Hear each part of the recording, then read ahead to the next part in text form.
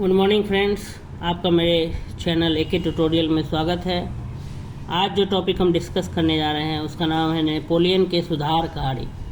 Napoleon के सुधार कार्य, ये एमजेसी 6 से रिलेटेड है। History major course history 6 semester 4 exam का सिलेबस का पार्ट है।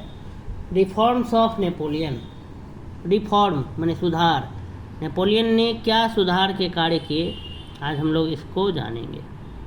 फ्रांस को नेपोलियन ने बहुत कुछ दिया है, जिसके फलस्वरूप नेपोलियन का फ्रांस तथा फ्रांस का नेपोलियन क्या है, ऋणी है। कह रहा है कि फ्रांस को नेपोलियन ने क्या किया है, बहुत कुछ दिया है, और जिसके कारण नेपोलियन का फ्रांस और फ्रांस का नेपोलियन दोनों एक दूसरे के क्या है, ऋणी है, मैंने दोनों एक दूसरे के पूरक हैं। नेपोलियन एक प्रतिभा संपन्न व्यक्ति था। नेपोलियन की बात करें तो नेपोलियन बहुत ही टैलेंटेड व्यक्ति था, प्रतिभा संपन्न व्यक्ति था।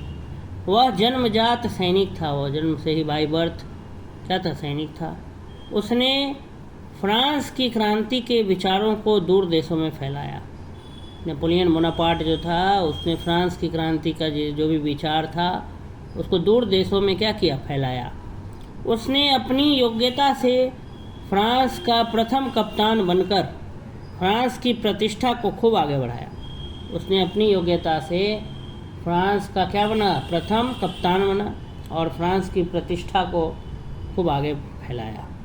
उसी समय से उसने फ्रांस में सुधार लाना शुरू कर दिया। उसी समय से उसने क्या किया, फ्रांस में सुधार लाना शुरू किया, रिफॉर्म लाना शुरू किया। सर्वप्रथम नेपोलियन ने फ्रांस में शांति की स्थापना कर एक अनुशासित प्रशासन की नींव डाली। सबसे पहले नेपोलियन ने फ्रांस में क्या किया, शांति का स्थापना किया, और एक डिसिप्लिन, एक प्रशासन, एक एडमिनिस्ट्रेशन का क्या डाला, नींव डाला, अनुशासित प्रशासन का नींव डाला। लॉ एंड ऑर्डर को बहुत अच्छा किया, शांति की स्थापना की। सबसे पहले सर्वप्रथम नेपोलियन ने फ्रांस में शांति की स्थापना कर एक अनुशासित प्रशासन की नींव डाली, जिस पर आगे चलकर प्रशासन का बुलंद महल बना। ठीक है, नींव जो है वो नेपोलियन बोनापार्ट ने डाला, और फिर आगे जाकर के उसी पर बिल्डिंग तैयार हुआ, प्रशासन का, एडमिनिस्ट्रेशन का। उसने मानव पर आधारित नए प्रकार के सरकार की स्थापना की। बिल्डिंग बनाया, कहने का मतलब है कि पिलर उसने डाला और बिल्डिंग फिर आगे प्रशासन का बना, मतलब प्रशासन को मजबूत किया। एक डिसिप्लिन, एक अनुशासित प्रशासन की स्थापना नेपोलियन ने किया। उसने मानव पर आधारित नए प्रकार के सरकार की स्थापना की, जिसे वैज्ञानिक अधिनायकवाद कहा जाता है। इंसानों पर आधारित एक नया प्रकार का सरकार भी बनाया, उसने स्थापना किया, जिसका नाम था वैज्ञानिक अधिनायकवाद, साइंटिफिक, साइंस से जुड़ा हुआ। नेपोलियन की प्रशासनिक क्षमता के संबंध में यह कहा जाता है कि if the conquest of the Napoleon were ephemeral, his civilian work in France was built upon granite.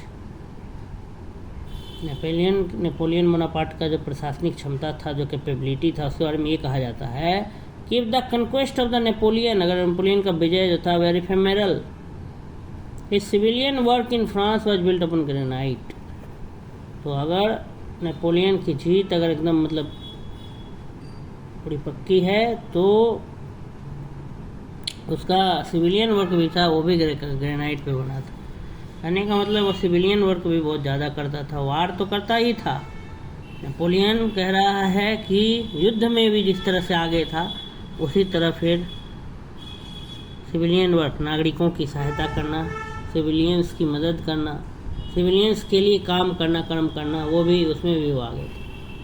कहने का मतलब नेपोलियन दोनों ऑलराउंडर था, एक तरह से युद्ध में आगे था और सिविलियन वर्क भी का याद किया जा सकता है। H.A.L. फिशर का उपरोक्त कथन सत्य है, क्योंकि नेपोलियन प्रथम ने जो कुछ भी किया वह अपनी बुद्धि और ताकत से किया। ये ऊपर वाला जो स्टेटमेंट है ये किसका दिया हुआ है, तो H.A.L. फिशर का एक कथन है। If the conquest of the Napoleon were ephemeral, His civilian work in France was built upon granite. Napoleon Bonaparte जैसा कूटनीतिज्ञ था वैसा सैनिक भी था। कहने का मतलब यही है, नेपोलियन सैनिक भी बहुत अच्छा था, कूटनीतिज्ञ भी अच्छा था। उसने प्रशासन के क्षेत्र में बहुत सुधार किया। उसने प्रशासनिक सुधार के लिए फ्रांस के प्रांतों और जिलों का विभाजन किया। नेपोलियन जिस तरह का कूटनीतिज्ञ था वैसा ही सैनिक भी था, और उसने प्रशासन के क्षेत्र में क्या किया, बहुत सुधार किया। उसने प्रशासनिक सुधार के लिए फ्रांस के प्रांतों और जिलों का विभाजन किया। फ्रांस का प्रांत को डिवाइड कर दिया, जिला का भी डिवाइड कर दिया, एक शासन करना आसान रहेगा। फ्रांस की परिस्थितियों के लिए इतना अनुकूल सिद्ध हुआ कि आज तक सामान्य परिवर्तन के साथ उसी प्रकार का विभाजन फ्रांस में सर्वमान्य है। वो इस तरह से वो डिवाइड किया था कि वैसा डिवीजन आज भी देखने को मिलता है फ्रांस में। बहुत ही अनुकूल सिद्ध हुआ, मैंने बहुत उसके लायक और फेवरेबल हुआ। एक होता है अनुकूल, एक होता है प्रतिकूल। अनुकूल मतलब आपके फेवर में, और प्रतिकूल मैंने अपोजिट, अनफेवरेबल। तो ये लिखा है कि फ्रांस की परिस्थितियों के लिए इतना अनुकूल सिद्ध हुआ उसका जो जिलों का विभाजन और प्रांतों का विभाजन, कि आज तक सामान्य परिवर्तन के साथ उसी प्रकार का विभाजन जो है फ्रांस में सर्वमान्य है। फिर लिखा है न्याय विधान के क्षेत्र में, जुडिशरी के क्षेत्र में अगर देखा जाए तो नेपोलियन की देन अपूर्व है। नेपोलियन ने बहुत कुछ दिया फ्रांस को। राष्ट्रीय सभा ने फ्रांस के लिए न्याय विधान बनाने का कार्य एक कमेटी को सौंपा था, परंतु बाद में चलकर नेपोलियन ने इस और ध्यान न देकर इस संग्रह को तैयार करवाकर संपूर्ण फ्रांस में लागू किया। इसी आधार पर यह नेपोलियन विधान या नेपोलियनिक कोड के नाम से जाना जाता है। न्याय विधान के क्षेत्र में अगर देखा जाए तो नेपोलियन की देन अपूर्व है। राष्ट्रीय सभा ने, नेशनल असेंबली जो है, उसने फ्रांस के लिए न्याय विधान बनाने का कार्य एक कमेटी को दिया था। बाद में नेपोलियन ने क्या किया, इस ओर ध्यान नहीं दिया और इस संग्रह को तैयार कर लेकिन पूरा फ्रांस में, संपूर्ण फ्रांस में लागू किया। इसी आधार पर यह नेपोलियनिक कोड के नाम से जाना जाता है। क्रांति के दौरान और क्रांति के फलस्वरूप सर्वत्र अशांति फैल गई। क्रांति के दौरान और क्रांति के फलस्वरूप, क्रांति के समय और क्रांति के बाद सर्वत्र हर जगह जो है अशांति फैल गई थी। लेकिन इस क्रांति के परिणाम स्वरूप बेरोजगारों को रोजगार दिया गया। ये जो क्रांति हुआ तो अशांति तो फैला हर जगह, सर्वत्र का मतलब होता है हर जगह अशांति फैल गया था। लेकिन इस क्रांति के परिणाम स्वरूप, ये जो क्रांति है इसके परिणाम स्वरूप बेरोजगारों को रोजगार दिया गया। पेरिस जो फ्रांस की राजधानी थी उसमें काफ़ी सुधार हुआ। फ्रांस की राजधानी जैसा कि आप जानते हैं पेरिस है, तो उसमें भी बहुत ज़्यादा क्या देखने को मिला, सुधार देखने को मिला। युद्ध और क्रांति की अराजकता से फ्रांस की बिगड़ी हुई दशा में सुधार लाने के लिए उसने कार्य किए। युद्ध, कहीं कोई भी देश में अगर लगातार युद्ध होगा और क्रांति होगा तो उससे देश में क्या फैलेगा, अराजकता फैलेगा। जैसे कि यूक्रेन और रसिया के बारे में देखें, गाजा और फिलिस्तीन का युद्ध में हमने देखा, चाहे भारत और पाकिस्तान का भी युद्ध अगर होता है कभी, तो हम देखते हैं कि उससे हर जगह अराजकता का माहौल आ जाता है, अस्थिरता उत्पन्न हो जाती है। तो वहाँ भी अस्थिरता जैसा माहौल उत्पन्न हो गया था। उस दशा को सुधारने के लिए नेपोलियन ने बहुत सारे क्या किए, कार्य किए। सरकारी साख को स्थापित करने के लिए उसने बैंक ऑफ फ्रांस की स्थापना की। जो सरकारी साख था उसको स्थापित करने के लिए नेपोलियन बोनापार्ट ने क्या किया, बैंक ऑफ फ्रांस की स्थापना की। सावधानी पूर्वक सबसे कर वसूल किया जाने लगा, केयरफुली, बहुत ध्यान दे करके सब लोगों से कर, टैक्स जो है वो वसूला जाने लगा।